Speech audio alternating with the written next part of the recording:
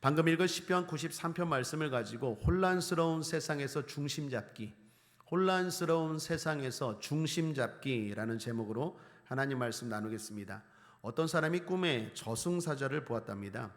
그 사자가 묻더랍니다. 천당 갈래, 지옥 갈래?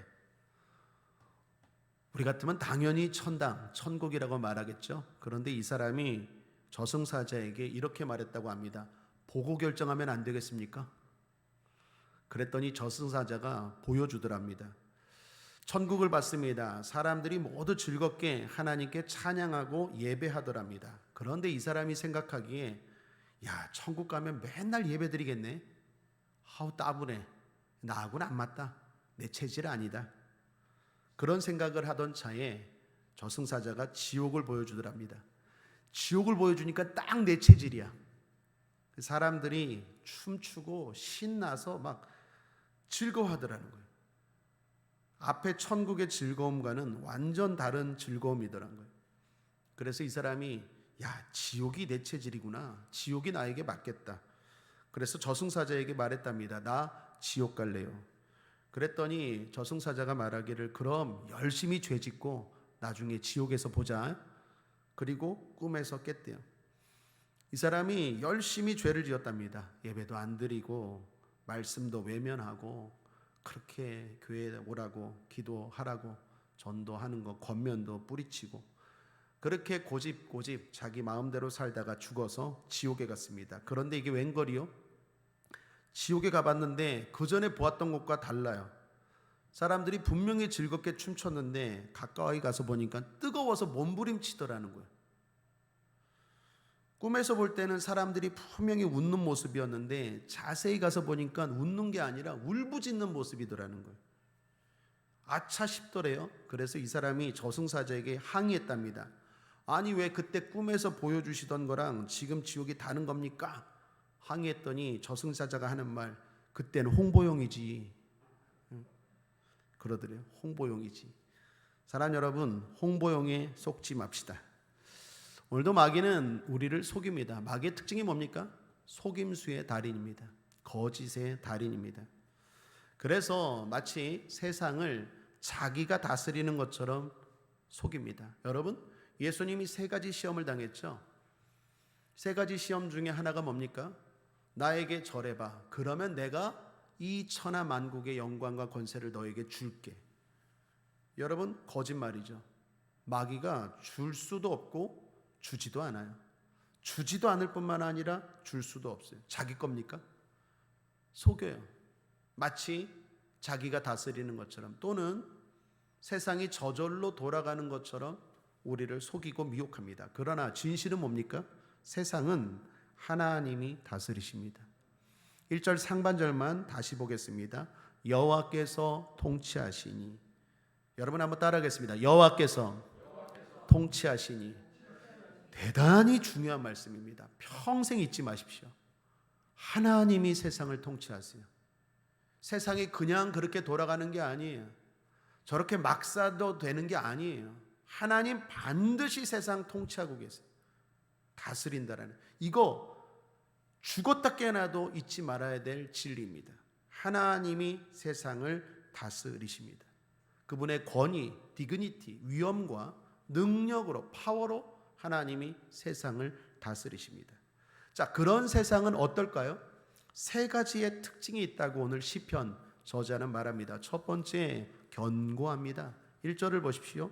여호와께서 통치하시니 스스로 권위를 입으셨도다. 여호와께서 능력을 입으시며 뛰셨으므로 세계도 견고히 서서 요동치 아니하도다. 견고히 서서 요동치 아니하도다. 하나님이 다스리시기에 그렇습니다. 여러분 간혹 영화 같은 걸 보면 뭐 미래 공상 영화 같은 거 하죠. 뭐 어느 별이 막 지구에 와서 부딪혀서 막 지구가 멸망하고 그러한 내용들 나오는 거 영화 뭐 보시지 않았습니까? 허구입니다. 여러분 주님 오시는 종말까지 지구는 세계는 절대로 요동하지 않습니다. 견고합니다. 왜요? 하나님이 다스리기 때문에. 주님 오시기 전까지는 어떤 일도 일어나지. 주님 오실 때 이제 세상은 요동하지. 그 전까지는 하나님의 심판이 있기 전까지는 절대로 그렇지 않다라는 것입니다. 하나님이 세상을 다스리십니다. 또 특징이 두 번째가 뭡니까? 영원합니다. 하나님의 다스리심은 일시적인 게 아니에요. 2절을 보십시오. 주의 보좌는 예로부터 견고히 섰으며 주는 영원부터 계셨나이다. 그 누가 잠깐 세상을 다스린 적이 없어요. 하나님이 영원부터 쭉 세상을 다스리고 계세요. 그러므로 이단과 사이비에 속지 말길 바랍니다. 하나님이 세상을 다스리세요. 그러므로 과학이라는 미명하에 많은 이론과 학설에 속지 마십시오. 세상이 지구가 그냥 무슨 원리로 돌아가는 게 아니라 하나님이 다스려서서 이 세상이 돌아가고 있는 줄 믿습니다. 자, 마지막 하나, 이게 중요한데 하나님이 다스리시기에 어떻습니까? 위대하십니다. 하나님이 위대하십니다. 3절을 보시면 함께 읽겠습니다. 시작. 여호와여 큰 물이 소리를 높였고 큰 물이 그 소리를 높였고 큰 물이 그 물결을 높이나이다. 여기 물이 3번 나옵니다. 그것도 큰 물 3번이나 나와요. 여러분, 물이 뭘 상징할까요? 시편이잖아요. 우리가 시를 쓸 때는 함축적이고 상징적이고 비유적이고 은유적인 것들 많이 쓰죠. 시편 여기서 말하는 물은 뭘까요? 물이라는 것은 성경에서 보통 악한 영, 혼돈, 파괴를 의미합니다. 여기서도 그렇습니다. 그러므로 3절은 무슨 뜻입니까? 세상이 수많은 혼돈과 파괴가 가득하다라는 거예요. 그게 높였고 높였고 높이나이다. 혼란과 파괴가 세상에 가득하다라는 거예요. 3절 마지막에 그 물결을 높이나이다. 여러분 잊지 마십시오. 갈수록 세상은 더욱 혼란스러워질 거예요. 더욱 파괴적이고, 안타깝지만 우리가 기도하겠지만 세상은 점점 더 서로 물고 뜯고 전쟁하고, 그게 물리적인 전쟁뿐만 아니라 경제적인 전쟁, 무슨 자원 전쟁, 금융 전쟁, 지식 전쟁, 수많은 파괴와 혼란이 막 일어날 거예요. 혼란이. 악한 마귀가, 악한 권세가 세상을 그렇게 만들 거예요. 여러분 지금 살아계신 어르신들, 한 80, 90대 어르신들 보십시오. 그분들 보면 지금 세상이 완전 그분 젊었을 때와 완전 다른 세상 되지 않았어요? 여러분 우리는 안 그럴까요? 여러분이 한 90, 그 정도 됐으면 세상은 더 많이 바뀌어 있을걸요? 엄청나게 바뀌어 있을걸요? 더 혼란스럽고 더 정신없고 더 파괴적인 일들이 많을 거예요. 그런데 4절입니다. 높이 계신 여호와의 능력은 많은 물소리와 바다의 큰 파도보다 위대하시나이다. 무슨 말입니까? 악한 자가 아무리 세상을 파괴하고 혼란스럽게 해도 하나님은 더 높으시고 하나님은 더 위대하시고 그 하나님이 세상을 다스리신다라는 것입니다. 이게 진리입니다. 그러므로 우리가 해야 될 일은 뭡니까? 이 혼란스러운 세상, 갈수록 더 혼란스러워서 믿는 자들까지 무너뜨리려고 하는 이 악한 세상과 그 배후의 마귀에게서 우리가 할 일은 뭡니까? 하나님을 집중하는 거예요. 하나님을 바라보는 거예요. 정신없이 살아가는 게 아니라, 정신없이 끌려다니는 게 아니라 하나님을 바라보고 중심을 잡는 거예요. 피겨스케이트 선수 김연아 선수가 인터뷰한 걸 봤어요. 여러분 김연아 선수 피겨스케이팅 선수들 보면 얼음에서 막 빙빙빙빙 돌잖아요. 그 스핀이라고 하나요? 희한하지 않습니까? 넘어지지도 않고 쓰러지지도 않고 어지럽지도 않나 봐요. 한두 바퀴가 아니라 한 10바퀴, 20바퀴 계속 돌잖아요. 물어봤어요. 어떻게 그렇게 할 수 있냐고. 그랬더니 김연아 선수가 이렇게 대답했던 게 기억나요. 한 지점에 집중한대요. 한 지점에 딱 집중하고 그것만 계속 바라보면 아무리 돌아도 넘어지지 않는다라는 거예요. 여러분 우리 인생도 그렇습니다. 아무리 혼란스럽고 어지러운 세상일지라도 하나님께 집중하면 넘어지지 않습니다. 이 혼란스러운 세상에서 위대하신 하나님을 바라보는 게 지혜인 줄 믿습니다. 그런데 그렇지 못하고 중심을 못 잡고 흔들리는 사람들을 봅니다. 최근 대통령께서 해외 순방을 하셨습니다. 그런데 순방하는 비행기를 향해서 저주하신 분들이 계세요. 그것도 성직자들이라고 하는 분들이, 성공회 신부 한 분과 천주교 신부 한 분이 폭언을 했어요. 이게 이번 주 뉴스 아주 뜨거운 기사가 되었습니다. 여러분 어떻게 생각합니까? 아무리 봐도 이건 아니죠. 이건 중심을 잃어버린 거예요.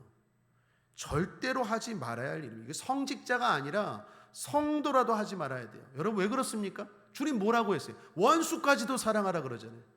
원수는커녕 하나님이 나 같은 죄인도 살리시고 구원하신 하나님인데, 그 은혜를 경험하고 더 나아가 그 은혜를 전하는 성직자가 어떻게 그렇게 저주를 합니까? 자기와 이념과 생각이 다르다고? 그것도 우리나라 대통령인데. 말이 안 되는 거죠. 말이 안 되는 거 아닙니까? 이 중심을 잃어버린 것 같아요. 본분을 잃어버렸어요.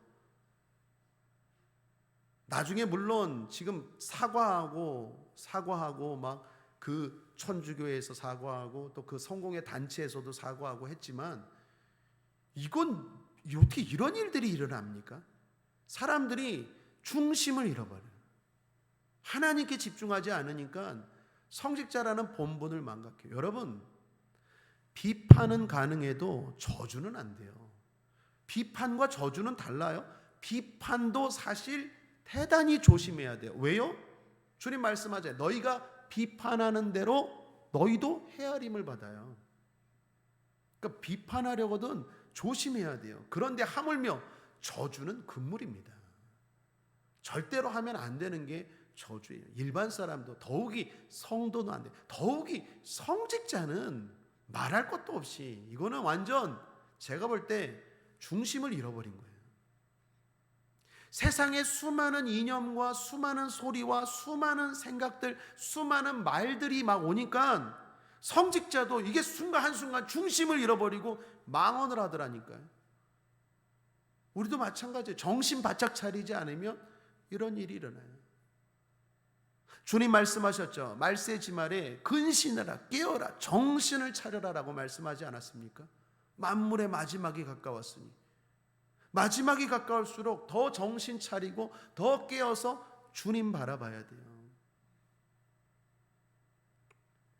중심을 잃어버린 사람들 생각할 때 또 하나가 떠올랐습니다. 두려움입니다. 여러분, 중심을 잃어버리면 사람들에게 선동되거나 또는 두려움에 빠져 절망합니다. 아무것도 못해요. 하나님이 내 아버지인데 하나님께 집중하지 않으면 하나님의 자녀라고 하면서도 어떻게 해요? 두려워 떨게 돼요. 옛날에 동물원에 갔는데요, 재미난 걸 봤어요. 사자인데 개를 무서워하더라니까요. 여러분 이해가 안 되죠? 사자가 개를 무서워해요. 왜요? 그 사자가 야생에서 이 사자를 난 게 아니라 동물원에서 난 사자, 동물원에서 이렇게 자란 거예요. 그러니까 자기가 사자인데도 개가 왈왈 그러니까 이게 뒤로 물러가더라니까 사자가. 아이고. 여러분 우리도 마찬가지입니다. 하나님의 자녀래, 예수를 믿는데 하나님의 아버지래, 맨날 교회 오면 신앙 고백하잖아요. 끝날 때는 주기도문 하잖아요. 하늘에 계신 우리 아버지, 전능하사 천지를 만드신 하나님 아버지를 내가 믿사오. 맨날 이렇게 고백하면서 살아가는 건 사자만도 못해요. 하나님의 자녀는커녕 세상 사람들보다 못하게 살아갈 때가 많다니까요. 두려움에 빠져서. 왜요? 중심을 잃어버려서 그래요. 하나님을 바라보지 않고 이 혼란과 파괴 속에서 자꾸 정신을 못 차리는 거예요. 그러니까 내가 누구고 나는 누구고 여기는 어디며 무엇을 내가 하고 있는지 몰라요. 어느 순간 방향을 잃어버렸어요. 본부도 망각했어요. 인생이 어디서 와서 무엇을 하다가 어디로 가는지 모르고 어떻게 살아야 되는지도 어느 순간 잊어버리고 마치 세상 사람들처럼 두려움 가운데 쌓여서 아무것도 못하는 그러한 인생이 되더라라는 것입니다. 호텔왕이라고 불리우는 콜라드 힐튼의 전기를 본 적이 있습니다. 거기에 이런 내용이 나옵니다. 경제가 요즘처럼 아주 안 좋던 어느 날입니다.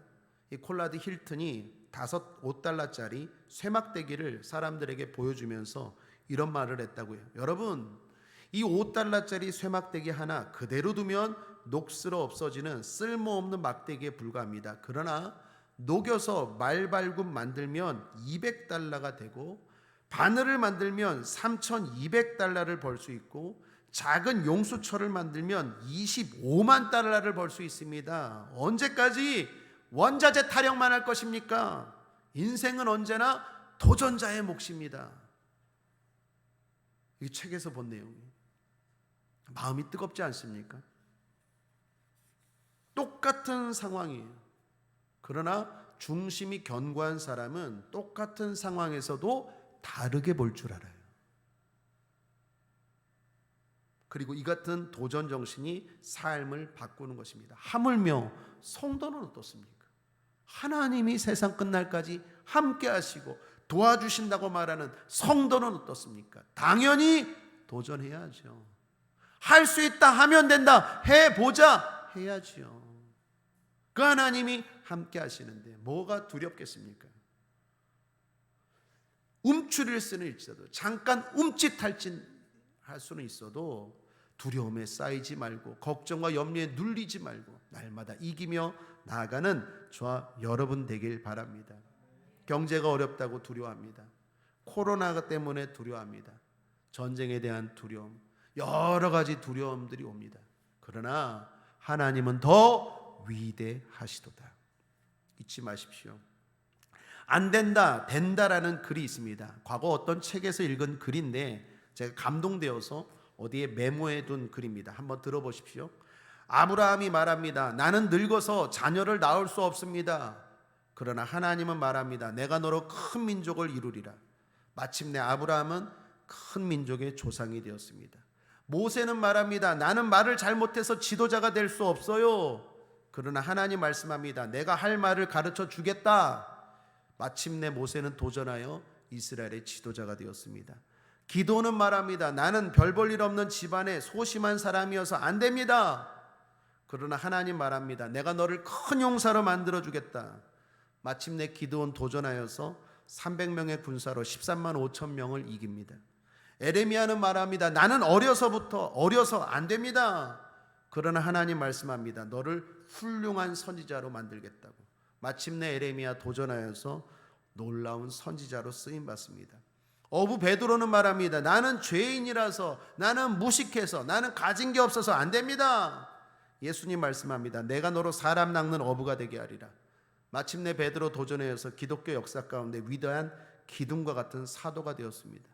여러분, 성경에 이런 이야기가 계속 있는 거예요. 우리가 부족할지라도 하나님 우리에게 말씀하시고 하나님 우리에게 함께 하시고 하나님 우리에게 능력 주신다고 약속하십니다. 도전하시길 바랍니다. 할 수 있습니다. 그런데 왜요? 중심을 잃어버리니까 자꾸 움츠러드는 거예요. 자꾸 내 힘으로 해보려도 안 되니까 또 움츠러들고 그러면서 자꾸 머리만 복잡하고 삶이 혼란이 가득해요. 물결이 높아지나이다. 내 삶이 이 혼란스러운 세상에서 중심을 못 잡더라라는 것입니다. 자, 그럼 결론입니다. 하나님, 위대하신 하나님을 바라보는 구체적인 방법이 무엇입니까?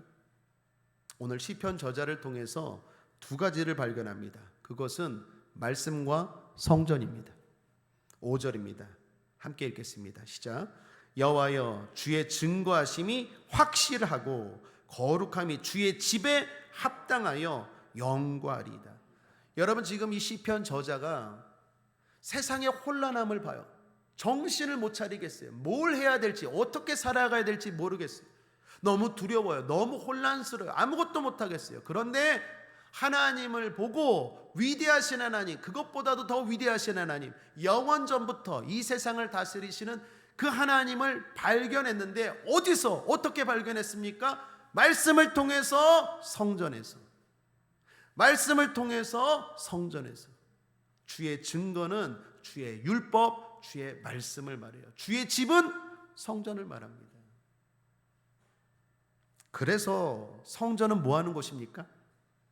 오늘 시편 93편으로 말하면 성전은 뭐 하는 곳입니까? 흔들리는 내 중심을 잡는 곳이 성전입니다. 사랑하는 여러분, 오늘도 여기까지 오기 전에 얼마나 많은 생각과 얼마나 혼란스러운 삶을 사셨습니까? 중심 잡으십시오. 중심 잡으십시오. 얼마나 많은 일 때문에 걱정하고 두려워하고 얼마나 많은 일 때문에 본분을 망각하고 살았습니까? 중심 잡으십시오. 말씀을 읽으면서 이 성전에서 나는 하나님의 자녀지, 하나님이 나와 함께 하시지, 나는 하나님의 인도함을 받아야 되지, 중심 잡고 승리하는 저와 여러분 되기를 바랍니다. 자, 오늘 말씀은 한 이야기로 정리하고 맺을까 합니다. 성전에서 말씀 듣고 중심 잡은 한 집사님 이야기입니다. 한 집사님이 새벽 말씀을 새벽 기도에 나와서 들었나 봅니다. 요지는, 그날 말씀의 요지는 범사에 감사하라라는 말씀이었습니다. 그렇게 새벽 기도 드리고 집에 갔어요. 그런데 남편이 술 먹고 들어와서 자고 있는 거예요. 분명히 새벽 기도 나갈 때는 없었거든요. 밤새 술 먹다가 새벽 기도 드린 사이에 들어와서 자고 있는 거예요. 새벽 기도에서 은혜 받고 주님 만나고 범사에 감사하라 하고 아멘 하고 집에 돌아갔는데 남편 보는 순간 중심이 무너지는 거예요. 뚜껑이 열리는 거예요. 그런데 마음을 다잡고 남편을 보니까 이런 생각이 들더래요. 첫 번째, 코골며 자는 남편을 보는데 그래도 나 혼자인 것보다는 그래도 저놈이라도 있는 게 낫지, 이런 생각이 들더래요. 순간 중심을 잡고 보니까 고맙더래요. 나 혼자 살면 외로울 텐데 그래도 함께 있으니 든든한 거. 두 번째, 술을 진탕 먹었는데도 집을 찾아 들어오는 거 보면 신기하더래요. 감사하고, 그래도 어디 길가에서 자지 않고 어디 가서 압사당하지 않고 그래도 집에 들어와서 자고 있네. 그거 보니까 또 기특하고 안쓰럽고 또 감사하더래요. 세 번째, 토요일에는 술 진탕 먹고 집에서 주일날 잠자니까 자기가 맡겨놓고 교회 와서 예배드리고 봉사를 실컷 해도 안심이 되더라는 거예요. 그것도 감사하더라는 거예요. 그래도 술 먹고 집에서 주일날 잠자면서 집을 지켜주니까 내가 이렇게 예배드리고 봉사하지, 감사하더라는 거예요. 그리고 진짜 감사한 건 앞으로 좋은 남편이 될 것 같더래요. 자기가 보기에. 왜 그렇습니까? 새벽 기도 드리고 마음을 잡고 중심을 잡고 보니까 다른 날 같았으면 욱하고 화를 냈을 텐데, 바가지를 막 긁었을 텐데, 그거 보니까 감사해요. 범사에 감사. 그래서 이 집사님이 기도했대요. 하나님 아버지 감사합니다. 남편을 얘기하면서 감사합니다 기도했는데, 공교롭게도 남편이 또 술 먹고 나면 이렇게 목이 타잖아요. 물 먹으려고 일어났다 그 기도를 또 들었네. 마음이 부끄러운 거예요. 도둑도 제발 저린다 하잖아요. 자기가 잘한 게 아무것도 없는데 우리 남편에 대해서 감사합니다 하니까 남편이 감동을 받은 거예요. 그래서 남편이 술이 좀 덜 깼는지 약속했대요. 내가 이번 주 교회 간다고. 10년 동안 안 이루어지는 기도 제목이 그날 이루어져서 남편이 감동을 받아서 교회를 나왔다라는 이야기입니다. 사랑하는 여러분, 만약에 이 집사님이 중심을 잃어버렸다면 어땠을까요? 더 삶은 혼란스러워지는 거예요. 더 꼬이고 감정대로 생각대로 사는 게 아니라 우리는 중심을 잡고 하나님을 의지하며 살아갈 때 그때부터 내 인생에 평안이 찾아오고 길이 보이고 답을 얻게 될 줄 믿습니다. 오늘 이 성전에서 기도하고 말씀 붙잡고 기도하고 하나님 앞에 중심을 붙잡아 달라고, 그래서 내 인생에 다 안 좋은 것만이 아니라 감사할 게 보이고 희망이 보이고 기쁨이 보이고 길이 보이고 답을 찾게 되기를 바랍니다. 제가 좋아하는 말 가운데 이런 말이 있습니다. 바다색은 하늘색이 결정한다. 바다의 색깔이 왜 파랍니까? 하늘 색깔 때문에 그렇습니다. 우리 인생의 바다도 마찬가지예요. 내 인생의 바다가 왜 이렇게 검고 어떤 사람은 왜 이렇게 파랗고 맑고 내가 의지하는 하나님을 그 색깔이 내 인생의 색깔을 결정하는 거예요. 내가 하나님을 의지하고 하나님을 바라보고 하나님께 집중하면 내 인생은 맑고 푸른 바다와 같은 인생이 될 줄 믿습니다. 말씀을 정리합니다. 혼란스러운 세상에서 중심 잡기라는 제목으로 말씀을 나누었습니다. 많은 사람들이 중심을 잃어버리고 살아갑니다. 그래서 본부도 망각하고 망언을 하고 잘못된 말과 사상에 선동되어 살아갑니다. 또한 헛된 두려움에 사로잡혀 살아갑니다. 이런 혼란 속에 우리는 영원부터 세상을 다스리는 위대하신 하나님을 바라보아야 하겠습니다. 오늘 이 성전에서 말씀과 기도로 바라봅시다. 그리고 힘을 얻고 중심을 잡읍시다. 좋은 일이 일어납니다. 기도하겠습니다. 하나님 아버지 감사합니다. 오늘도 사랑하는 우리 성도들 붙잡아 주옵소서. 그 마음과 생각 붙잡아 주옵소서. 그 가정 붙잡아 주옵소서. 그 직장 붙잡아 주옵소서. 그 물질 붙잡아 주옵소서. 그 건강 지혜 붙잡아 주시옵소서. 그 앞날 붙잡아 주시옵소서. 흔들리고 넘어지지 않게 하여 주시옵소서. 감사드리며 예수님의 이름으로 축복하고 기도했습니다. 아멘.